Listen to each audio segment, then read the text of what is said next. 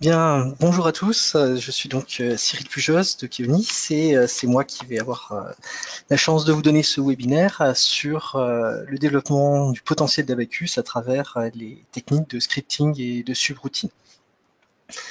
Alors, tout d'abord, un petit rappel, bon, il y en a qui ont déjà l'habitude, mais nous avons donc introduit cette année cette notion de webinaire bimensuel, euh, les mardis, généralement de 11h30 à midi, où nous vous présentons des nouveautés sur les produits d'Assosystème, principalement sur la simulation, mais également sur le design et le système engineering. Donc, vous verrez aussi au fur et à mesure des présentations ultérieures. N'hésitez pas, si vous avez des idées de sujets, à les communiquer à daviddasilva@kionis.com qui centralise un petit peu toutes ces options. N'hésitez pas non plus à aller consulter sur le site de Keonis l'espace dédié à la simulation qui est en cours de développement. Il y a beaucoup de choses qui ont été ajoutées, des nouveaux contenus. On espère que vous y trouverez des choses qui vous intéressent. Et puis surtout, si vous avez l'impression qu'il y a des choses qui vous manquent, n'hésitez pas à prendre contact avec nous pour que on le fasse évoluer de façon à ce qu'il réponde le mieux possible à vos besoins. Vous y trouverez notamment les webinaires que nous donnons le mardi, qui sont donc enregistrés pour que vous puissiez les relire, les reprendre à tête reposée, et éventuellement trouver des questions ou des sources d'intérêt pour vos pratiques. Voilà. Alors sans plus attendre, on va se lancer dans le sujet d'aujourd'hui, une petite demi-heure sur scripting et subroutine. Allons-y. Alors on part d'abord d'un constat, vous l'avez sans doute vu quand vous utilisez Abacus, eh bien, au bout d'un moment vous allez rencontrer des limites, des choses que le logiciel ne sait pas faire. Il va lui manquer des fonctionnalités que vous aimeriez bien avoir, il peut lui manquer des comportements, toutes les lois matérielles par exemple n'ont pas été implémentées, même s'il y en a beaucoup et de pratiques. Et on voit bien aujourd'hui que si Abacus répond à beaucoup de besoins, de temps en temps, vous pouvez avoir des besoins spécifiques qui, eux, ne sont pas couverts par l'outil. Alors ça, c'est toujours frustrant, on demande des développements, ça vient pas toujours, ça prend parfois trop de temps, mais sachez que Abacus a aussi des moyens qui vous permettent à vous de personnaliser votre usage pour avoir comment dire, le comportement le plus proche possible de ce que vous souhaitez. Alors parmi ces moyens, voilà, ceux que nous allons vous présenter aujourd'hui, c'est le scripting avec du Python et l'utilisation de user subroutine que nous allons expliquer au cours de ce webinaire.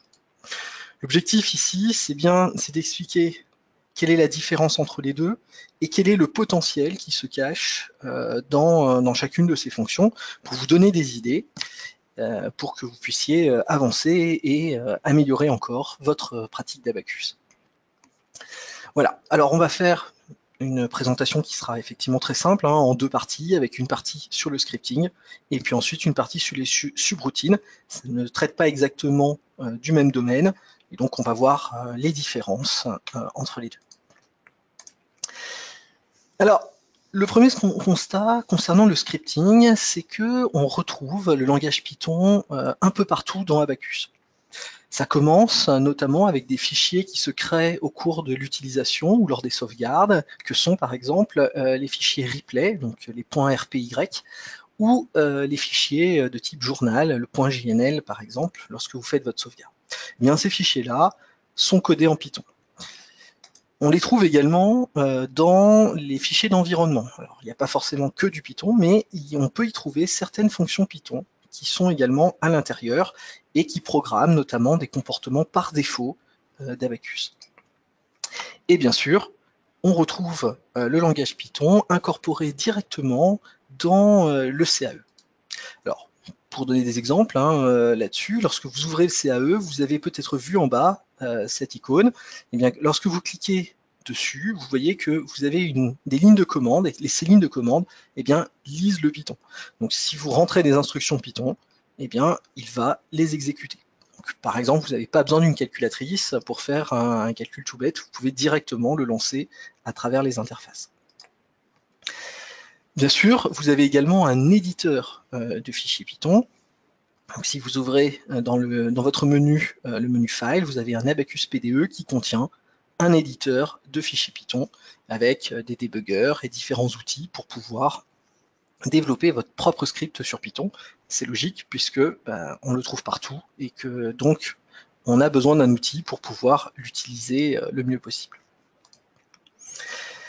Alors, Python est du coup, vous le voyez, présent partout et interfacé avec Abacus de façon à ce que, en codant en Python, on puisse automatiser la répétition de tâches répétitives justement, mais également étendre les fonctionnalités ou améliorer l'interface. Alors ces deux derniers points notamment peuvent se faire par l'intermédiaire de plugins, c'est des choses que vous avez peut-être déjà vues ou déjà considérées.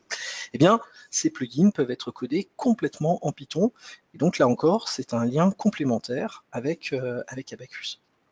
L'idée, et là, c'est qu'on va fabriquer de nouvelles interfaces qui vont s'incorporer, qui vont réagir avec le CAE, et donc augmenter le nombre de fonctionnalités qui étaient présentes à l'origine. Donc là, il y en a quelques-unes qui sont très avancées.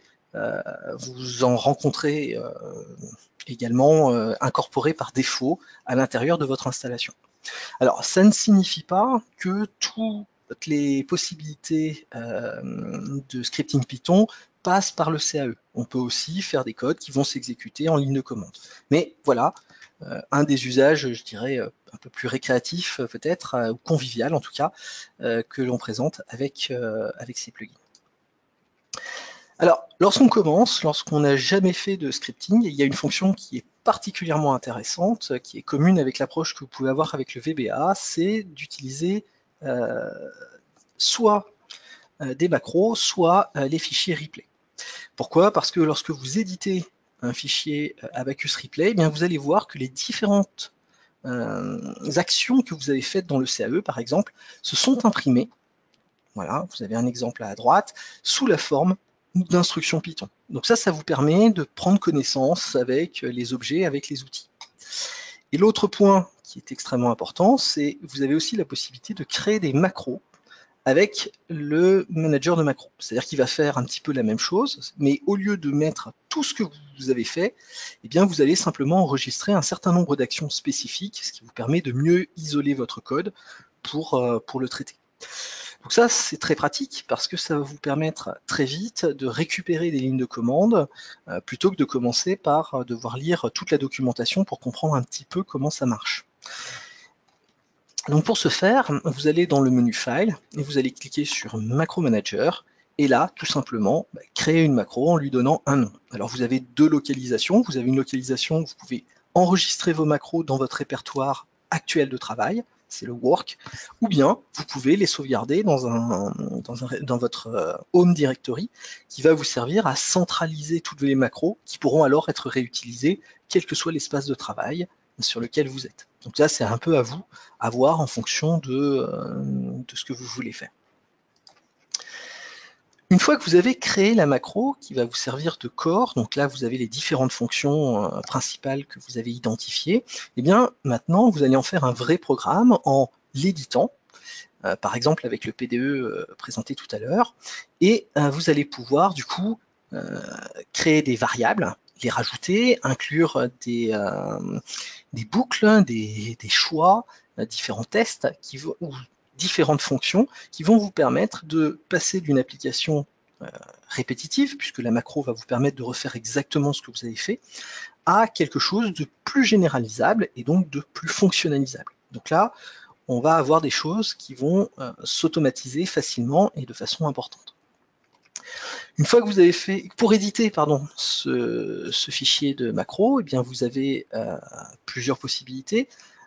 Vous pouvez utiliser n'importe quel éditeur ASCII, mais je vous recommande fortement d'utiliser un éditeur qui comprend le langage Python, qui l'identifie, ça permet de coder beaucoup plus vite. Par exemple, Notepad++, mais il y en a d'autres. Et puis, vous avez aussi, comme je vous le montrais tout à l'heure, la possibilité d'utiliser l'Abacus CAE PDE, qui est finalement un environnement de travail pour le Python. Alors, qu'est-ce qu'on peut faire avec le scripting? Eh bien, par exemple, vous pouvez imaginer de créer une liste de matériaux. Donc en lançant votre script, il va automatiquement vous construire une liste de matériaux directement. Donc c'est une manière de vous créer une librairie particulière. Vous pouvez aussi, du coup, créer cette librairie en indiquant les unités que vous voulez utiliser. Si par exemple vous avez des modèles en mètres et des modèles en millimètres, eh bien c'est au niveau de la macro qui fera la conversion pour que vous n'ayez que des matériaux qui correspondent à votre choix d'unité. Voilà, ça c'est une possibilité. Vous pouvez également reconstruire un modèle complet, donc vous l'avez déjà fait, mais cette fois-ci en modifiant un petit peu les paramètres géométriques pour construire différentes configurations, au lieu de refaire le modèle manuellement, ce qui peut être un petit peu long. Vous pouvez, si vous avez dans votre travail la nécessité de faire des calculs de normes, avec notamment souvent beaucoup de calculs répétitifs, avec différentes combinaisons de load case, eh bien, vous pouvez automatiser cette construction de load case pour aller encore plus vite dans votre mise en données. Vous pouvez également construire des graphes de façon automatique en exploitant les sorties que vous avez déjà faites et en sauvegardant automatiquement les figures. Donc, ce qui vous permet là aussi de gagner beaucoup de temps sur du post-traitement dès lors que vous savez ce que vous voulez obtenir. Enfin, vous pouvez également vous connecter directement aux outils Microsoft tels que Word ou PowerPoint et donc ces mêmes images qu'on a créées tout à l'heure, les incorporer directement pour construire un rapport.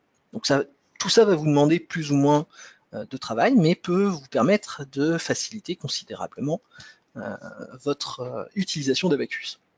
Donc, en gros, partez des macros, passez à des scripts, et puis, pour aller encore plus loin dans la convivialité, dans la réutilisation, vous pouvez utiliser les interfaces graphiques de ce type-là. Donc là, vous avez des exemples qui sont tirés de plugins d'Abacus. Alors, une petite chose, donc pour bien définir le cadre d'utilisation, avec le scripting, vous pouvez travailler sur les paramètres par défaut d'Abacus, sur tout ce qui est la mise en données, sur le monitoring, c'est-à-dire notamment le suivi du job pour mettre par exemple des alertes dans certaines situations, et puis bien sûr dans le post-processing pour l'exploitation des résultats. Le scripting Python ne vous permet pas, en tout cas, en revanche, de modifier le cœur d'Abacus. Ce que je veux dire par là, c'est que vous ne pouvez pas rajouter une nouvelle loi matérielle ou un nouveau type d'élément parce que c'est directement lié à ce moment-là au solver et à la manière dont ça va être résolu. Le scripting ne touche pas à ces points-là. Donc, on peut seulement travailler à partir de ce qui est implémenté, mais on va bien sûr pouvoir créer des choses, mais on va être limité par rapport à l'utilisation du solver. C'est ça, c'est la limite, je dirais, du scripting.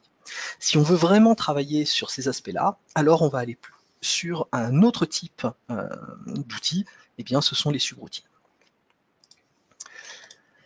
Alors, les subroutines, moi j'aime à dire que ce sont un petit peu des codes, des portes, pardon, sur le code d'Abacus, c'est-à-dire des endroits, des portes que vous allez ouvrir et derrière vous allez pouvoir y stocker votre code personnel, vos lois particulières par rapport à vos besoins. Alors, bien entendu, ces subroutines, elles ont des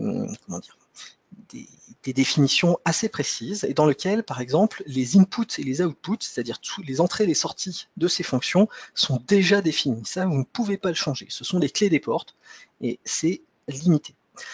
Ces subroutines, dont la liste est également figée, par version en tout cas, elles ont également des localisations dans le schéma de résolution, c'est-à-dire que au fur et à mesure des étapes de résolution, eh bien, il n'y a qu'à certains moments que ces subroutines sont appelées. Donc il faut avoir conscience de ça pour pouvoir en tenir compte lors de la résolution. Alors, on trouve énormément d'informations dans la documentation au niveau des user subroutines et vous avez notamment la liste quasi exhaustive de ce qui existe et de ce qui est supporté. Alors ça se présente comme ça, donc là vous n'avez pas tout, vous avez quelques-unes des subroutines pour Abacus standard qui vous sont développées. Alors on va en prendre une par exemple, la subroutine DISP qui permet pour Abacus standard d'imposer des déplacements. Quand vous allez dans la documentation, vous allez trouver un schéma qui est de celui-là, avec les formes en rouge, donc qui correspond à la subroutine. Vous allez trouver ici toutes les variables entrées et sorties qui sont déjà définies. Et puis, à l'intérieur, vous avez un espace dans lequel vous allez rajouter votre code, dont l'objectif va être de définir U, c'est-à-dire le vecteur déplacement correspondant à la sortie de cette subroutine. Alors, les subroutines sont codées en Fortran. Donc ça signifie que ces subroutines, elles vont avoir besoin d'être compilées, ce qui exige quelque part que vous vous équipiez de compilateurs. Elles sont exécutées pendant le calcul lui-même du modèle. Alors pour lancer une subroutine, si vous en avez, vous pouvez le faire par ligne de commande en rajoutant le mot-clé user suivi du nom du fichier qui contient vos subroutines, .extension. Alors jusqu'à Abacus 2018, les extensions pour Linux et pour Windows étaient différenciées. Aujourd'hui, ce n'est plus le cas, donc on n'est plus obligé d'y faire attention. Dans l'Abacus CAE, c'est le même principe. À l'intérieur du CAE, vous allez définir au niveau du module job le fichier dans lequel les subroutines sont contenues. Vous n'avez qu'un seul fichier, quel que soit le nombre de subroutines que vous allez mettre à l'intérieur. Si on peut utiliser la compilation de cette façon, c'est-à-dire qu'à ce moment-là, ce qui se passe, c'est que votre Abacus se lance, il commence par compiler la subroutine, l'inclut dans son solver, puis exécute le calcul. Il y a une autre manière de procéder qui consiste à compiler la subroutine en avance de phase sous la forme d'une librairie DLL, et à ce moment-là, Abacus y fera appel, mais il n'a plus besoin de refaire la compilation. Alors ça, c'est une procédure qui est très intéressante parce qu'elle permet notamment d'envoyer la DLL à quelqu'un qui n'a pas, par exemple, de compilateur. Donc ça lui permet de l'utiliser sans avoir lui-même de compilateur. Néanmoins, il y a quelques conditions à ça. Il faut qu'il ait la même version d'Abacus et le même environnement. C'est-à-dire que si vous avez un Windows 10 et qu'il a un Windows 7, ça ne va pas marcher. Si vous avez du Windows et lui du Linux, vous allez rencontrer également des difficultés. Mais voilà, moyennant ça, ça peut quand même fonctionner. Et l'autre intérêt de cette DLL, c'est que vous pouvez donner finalement l'utilisation de la subroutine, mais sans fournir le code, qui peut être confidentiel et que vous souhaitez garder pour vous pour X ou Y raison. Alors qu'est-ce qu'on peut faire avec ces subroutines? Eh bien, vous pouvez par exemple imposer des chargements avec des amplitudes qui dépendent de l'espace. Alors je rappelle que l'amplitude, c'est la dépendance d'un chargement en fonction du temps. Mais et dans Abacus CAE ou dans le fichier INP, il n'est pas possible de le faire dépendre de l'espace. Eh bien, avec la subroutine, c'est possible. Vous pouvez avoir des propriétés matérielles qui vont changer, par exemple, en fonction d'un résultat, comme l'état de contrainte. Vous pouvez créer des chargements qui vont s'adapter, c'est-à-dire que vous allez faire du contrôle en fonction du déplacement observé, eh bien vous pouvez modifier l'amplitude. Donc ça permet de traiter des problèmes avec une dose d'automatisme. Voilà. Et puis bien sûr, ajouter des nouveaux matériaux, des nouvelles lois matérielles si vous en avez envie, ou des éléments avec des usages spécifiques qui correspondent à votre propre modélisation. Donc là aussi, il y a un grand nombre d'usages possibles. Il faut regarder la liste des subroutines pour voir ce qui est autorisé. Donc dans les exemples à droite, vous avez UAMP qui permet de définir les amplitudes. Donc on voit le mot sensor qui est entouré, qui permet justement de travailler sur cette espèce de contrôle. Et UEOS, là ça va être sur des subroutines explicites où on va travailler sur les variables d'état. Le V devant est caractérise de vectorized, qui correspond finalement aux subroutines pour l'explicite. Alors, quelques limitations, bien sûr, c'est jamais parfait. L'utilisation des subroutines nécessite, comme je vous le disais, un compilateur Fortran, mais également un compilateur C++. Donc, je vous ai indiqué à droite les prérequis là-dessus par rapport à Abacus 2019. Vous pouvez trouver tout ça dans le programme Directory. Malheureusement, notamment sur les versions Windows, le compilateur Fortran qui est recommandé, qui est l'Intel, n'est pas gratuit, le compilateur C++ non plus, et il faut les faire évoluer en fonction des différentes versions d'Abacus que vous utilisez. Donc ça, ça peut être, ça a un coût, voilà, dont il faut tenir compte. Et ensuite, il existe un grand nombre aujourd'hui de subroutines, mais vous ne pouvez pas créer une subroutine qui n'est pas prévue. Vous pouvez écrire un fichier dans l'espace prévu, mais si vous n'avez pas de porte pour rentrer dans le code, eh bien, vous ne pourrez pas le faire. Voilà un petit peu ce qui peut être dessus. Alors, ce que je n'ai pas précisé, c'est que effectivement, si les subroutines peuvent être écrites en Fortran, elles peuvent également être écrites avec du C et du C++. Il y avait une QA sur la knowledge base qui vous permet notamment de voir un peu comment utiliser ces points-là. Alors en conclusion, le scripting et les user subroutines vous permettent donc d'automatiser des tâches, de rendre des mises en données plus faciles, d'étendre les capacités d'Abacus de différentes façons. Vous avez ici des représentations par exemple de plugins pour le Composite Modeler, donc qui rajoutent un onglet à votre interface pour traiter des choses différentes. Vous avez ici un autre plugin qui est le Part Manager Extension et qui vous permet de traiter différents paramètres de maillage à partir de l'assembly.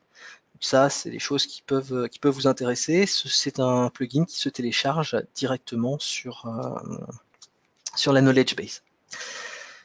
Pour les utiliser, vous avez besoin de compétences en développement, soit en Fortran, soit en Python, une connaissance du langage. Donc, vous avez besoin d'un compilateur si vous utilisez des subroutines et bien sûr d'un minimum de temps. Il vous faut investir du temps pour pouvoir en gagner par la suite. Un point important à préciser, le scripting et les subroutines ne sont pas traités par le support. Je veux dire par là que si vous nous envoyez une subroutine ou un fichier de scripting à débugger, eh bien ça ne rentre pas dans ce qui est traité par le support. Alors ce que nous on peut faire en termes de support, c'est voir s'il y a un bug, c'est-à-dire que vous avez rentré la bonne syntaxe et que ça ne donne pas le résultat attendu. Donc là effectivement c'est un bug. Et donc là on teste. On peut vous donner quelques directions, vous souhaitez faire des choses, vous ne savez pas trop par où partir, on peut vous donner quelques directions, mais on ne codera pas à votre place dans le cadre du support.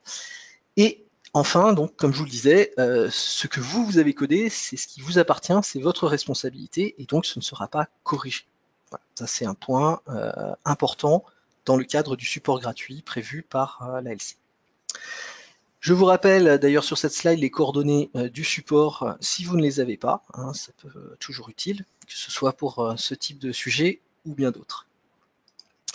Alors, on peut néanmoins vous aider au-delà des directions générales du support. On a mis par exemple en place une formation pour commencer avec le scripting. Vous connaissez un peu le Python, vous connaissez Abacus et vous souhaitez vous lancer dans le scripting. Eh bien, on a prévu une formation de 2 jours, essentiellement pratique, pour que vous commenciez, pour que vous pratiquiez. C'est principalement de la pratique.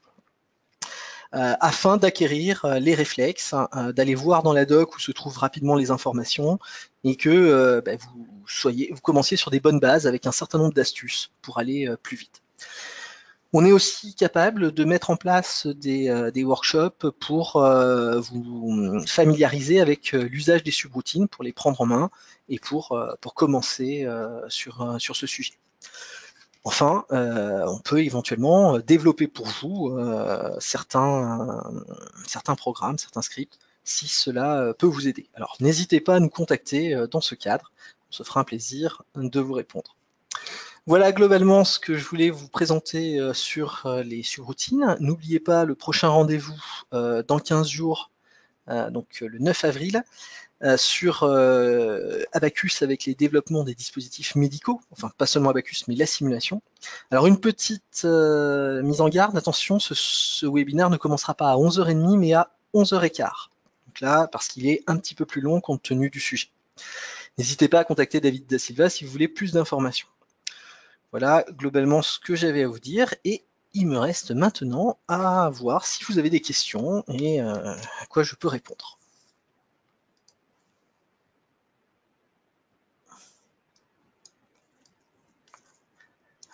Pour le moment, je n'ai pas de questions.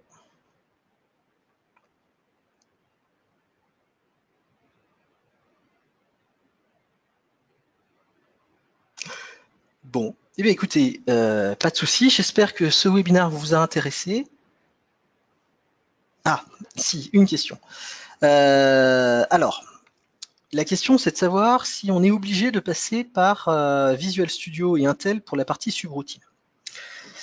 Euh, on n'est pas obligé. La difficulté, c'est que ce n'est pas supporté. Alors supporté, ça veut dire que, en théorie, si vous avez des difficultés qui rentrent là-dessus, eh bien, le support ne pourra pas vous aider parce que ces outils n'ont pas été testés. Qu'est-ce qui change là-dedans? C'est par exemple le compilateur Intel pour le Fortran. Ce qui va changer entre différents compilateurs, c'est le niveau d'exigence que vous allez avoir sur le code. Et donc, le compilateur Intel, il a été testé et il a le niveau de qualité demandé par Dassault Systèmes pour que ça fonctionne bien. Certains compilateurs sont un peu moins exigeants et du coup, eh bien, il y a des codes qui vont poser des problèmes au moment de l'exécution.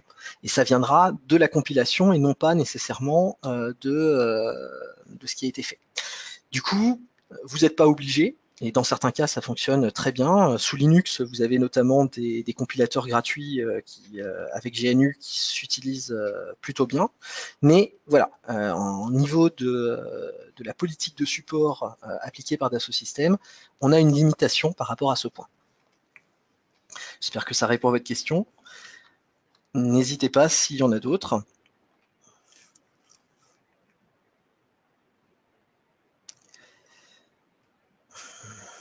Alors, est-ce que nous avons un éditeur à conseiller pour les scripts Python? Bah, moi, j'utilise beaucoup celui qui est inclus dans Abacus CAE. Alors, c'est pas le meilleur éditeur du monde parce que, par exemple, en termes de doc Python, c'est un peu plus limité. Par contre, vous êtes sûr qu'au niveau de la relecture, ça va fonctionner directement. Vous n'avez pas de problème de traduction sur comment ça s'appelle, les tabulations, par exemple. Et donc, l'exécution se passe généralement un peu mieux. Après, avec Notepad++, ça fonctionne très bien. Alors, une autre question, c'est la version de Python qui est insérée dans Abacus. Alors, par contre, là, c'est une vieille version. Il s'agit de la 2.7 qui est intégrée. Donc, je sais qu'on est Abacus en version 3 depuis déjà un certain temps, mais c'est pas encore passé dans les évolutions d'Abacus.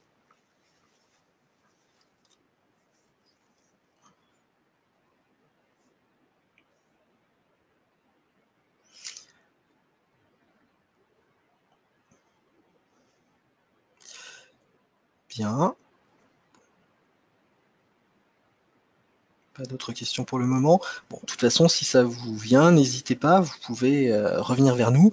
N'hésitez pas non plus à nous faire des retours pour savoir si le sujet vous a intéressé, si voilà, s'il y a des choses qui vous ont manqué au niveau de la présentation. Voilà. On est là pour vous aider et pour avancer ensemble pour utiliser Abacus au mieux. Alors sur ce, eh bien, je vais vous souhaiter un bon appétit. Vous aurez bientôt la possibilité de voir l'enregistrement du webinar. Donc n'hésitez pas à le consulter et à revenir vers nous. Merci beaucoup et puis à bientôt. Au revoir et bonne journée.